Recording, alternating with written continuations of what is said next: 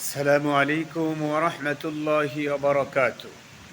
আজকে আমরা আলোচনা করব কিভাবে আয়ু বৃদ্ধি হয়, কিভাবে অপমৃত্যু থেকে বাঁচা যায়, কোন আমলটি কোন তদবিরটি করলে আপনি অপমৃত্যু থেকে বাঁচতে পারবেন, শত্রুর আক্রমণ থেকে বাঁচতে পারবেন এবং আল্লাহ তাআলা রব্বুল আলামিন দুনিয়ার মাঝে আপনাকে অনেক দিন বাঁচিয়ে রাখবেন ইনশাআল্লাহ। তাহলে চলুন বই থেকে আমরা আমলটি শিখে নেই।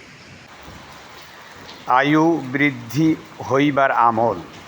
প্রত্যহ নিয়মিতভাবে ফজর ও মাগরিবের নামাজ অন্তে 3 বার করিয়া নিম্নলিখিত দোয়া পাঠ করিলে পাঠকের আয়ু বৃদ্ধি হয়, অপমৃত্যু হইতে রক্ষা পায় এবং শত্রুর উপরে প্রভাব বিস্তার করিতে পারে।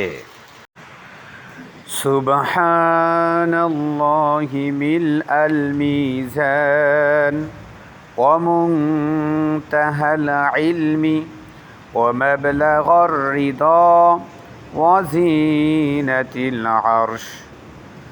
আরেকবার বলছি, সুবহানাল্লাহি মিলআল মিজান ওয়া মুনতাহাল ইলমি ওয়া মাবলাগার রিদা ওয়া জিনাতিল আরশ। প্রত্যহ ফজর ও মাগরিবের পরে 3 বার করে এই দোয়া পাঠ করবেন।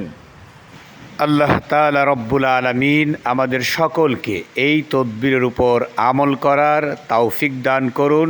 সকলেই কমেন্টসে লিখুন আমিন।